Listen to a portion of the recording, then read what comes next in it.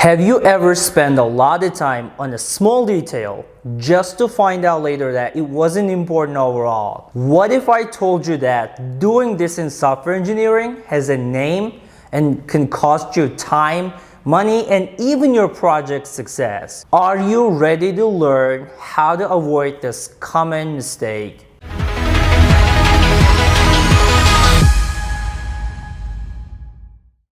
Imagine you're starving and need to make a sandwich. What would you do? You'd prepare all the ingredients and assemble the sandwich, right? Now imagine, instead of doing that, you spend an hour trying to cut the perfect tomato slice. By the time you finish, you're hungry and frustrated. This, in a nutshell, is an example of premature optimization. Premature optimization means spending too much time and energy on perfecting small parts of a project before knowing the whole picture, needs, or what's most important. This usually happens when people or teams concentrate on making tiny improvements, thinking that these changes will greatly boost the project's overall performance, efficiency, or success. For instance, in back-end engineering, creating indices for every column in a database without analyzing which queries will be run most frequently can lead to wasted time.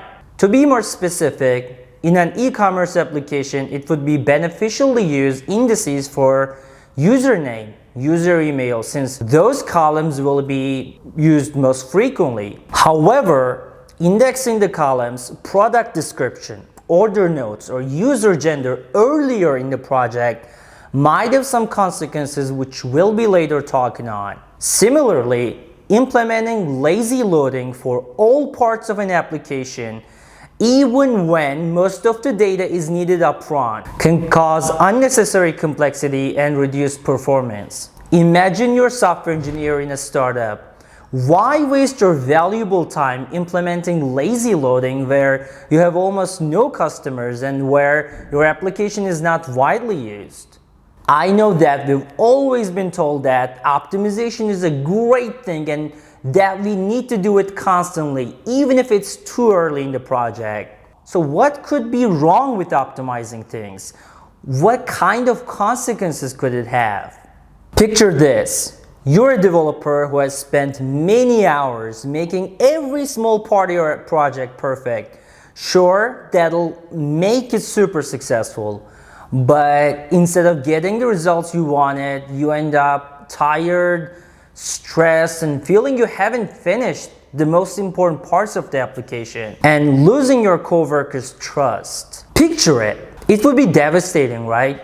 Now let's explore these consequences one by one. The first ramification is wasted time and resources.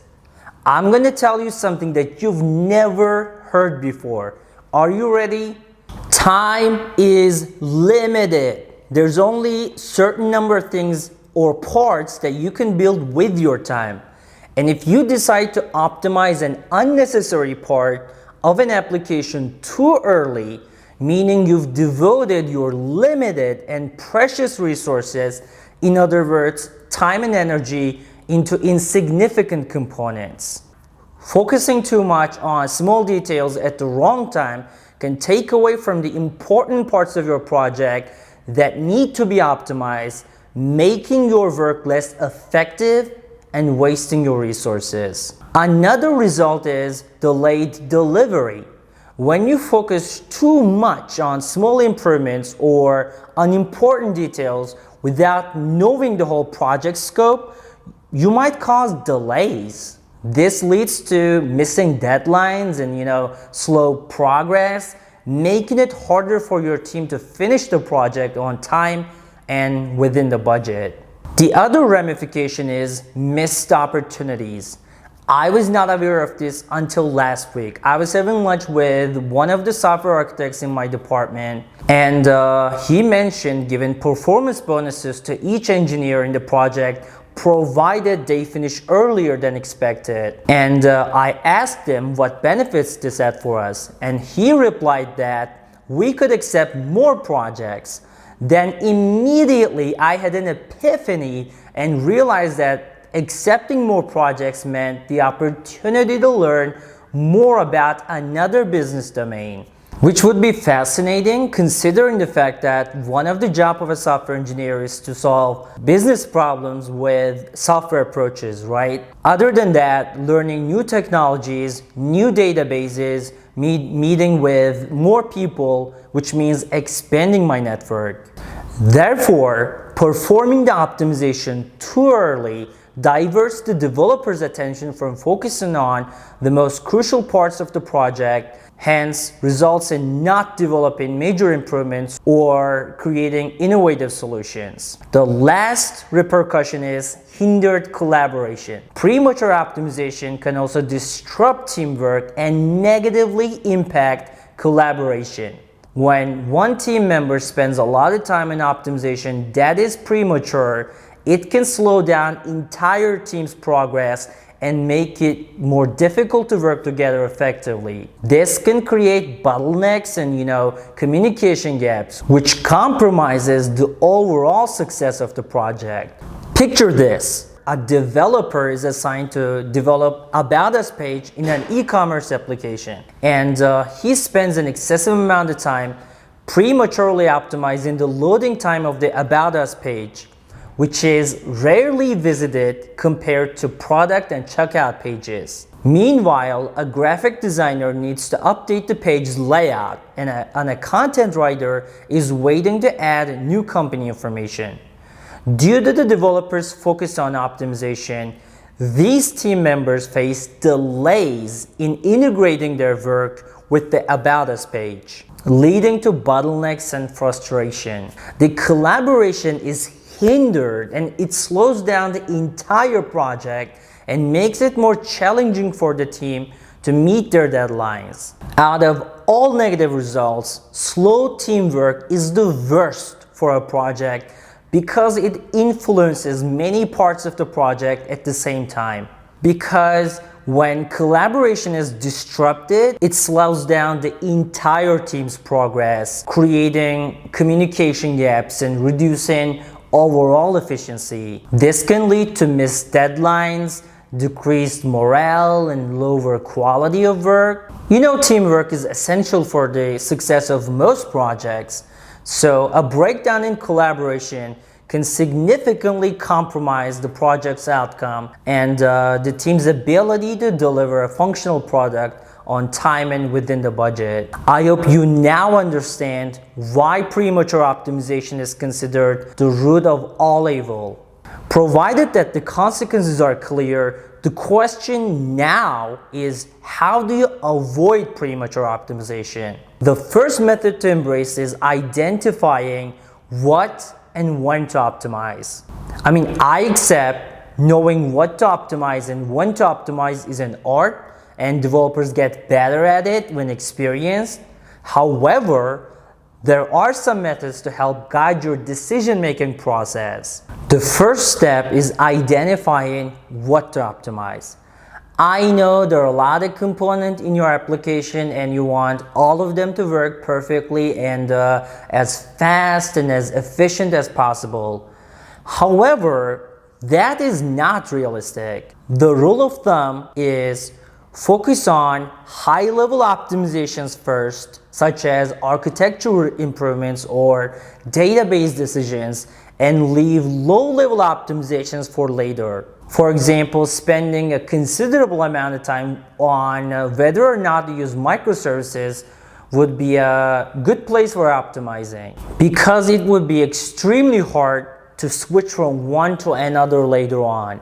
However, in the beginning of a project, you should not worry that much on whether or not to use hash maps or linked lists, because it's not that hard to switch from one to another. In other words, focus on optimizing hard to change parts first and then work on the easier to change parts later. Another good practice for determining which parts to optimize is using profiling tools. Profiling tools help you find parts of your code that are slow or need improvement. These tools measure how long different parts take to run, response time, the number of requests, and memory usage. showing you where most time is spent and which functions are used the most. Therefore, you should not be guessing what to optimize. On the contrary, you should be using scientific and measurable methods. For example, by using a profiling tool, you might discover that a particular database query is taking too long to execute, causing slow page loads. With this information, you can focus on optimizing the query to improve overall performance. The second step is knowing when to optimize. In general, start optimizing once the main parts of your project are complete and it's working properly. This helps you avoid wasting time on optimizations that may not be useful in the future. Suppose you're building an online video streaming platform such as YouTube or Twitch. The core functionality involves users being able to search, view, or play videos seamlessly. Once you have established the basic features and ensured that they work correctly, such as searching for videos, playing them without buffering issues, and providing a smooth user interface, you can then start optimizing. The second method is prioritize optimization efforts. Figure out which parts of your project will make the biggest difference in performance or user experience and optimize them first. So the rule of thumb is optimize the most used and most important components first because they'll have the most impact for your business. For example, if you're developing an e-commerce platform, such as Amazon, focus on optimizing product search or checkout processes before worrying about less frequently used features like About Us page. The third method is focus on functionality. It's important to make sure your project's main features work well before you start optimizing. Building a strong base helps you avoid wasting time on optimizations that might not matter later. For example, if you're making a video streaming app, focus on creating a smooth and uninterrupted user experience for users first. Once that's working well, you can look into optimizing things like video compression or buffering strategies. By concentrating on the main functionality first, you set up a good foundation for future improvements and give users a reliable experience. The last method to avoid premature optimization is consider the trade-offs. Every solution, every algorithm you implement has pros and cons. Therefore, it's important to think about the advantages and disadvantages of each option. Consider whether optimizing a certain part of the project is worth the time, resources, and the difficulty it may require. Ask yourself if the optimization will make a significant improvement or if the effort required is not worth the minor improvements it provides. For example, if optimizing the image loading process in a photo sharing app only results in 2% reduction in load time but demands a full week of development, it might not be worth the time and effort involved. In summary, it's important to look at the whole picture and build a solid base for your project first. Don't get stuck in the trap of optimizing too early. Instead, focus on making your project work very well overall and choose what to optimize carefully. By finding the right balance between making things perfect and being practical, you'll better be prepared to create successful projects without running into problems caused by premature optimization. Keep this valuable lesson in mind and you'll be on the right track to reach your goals.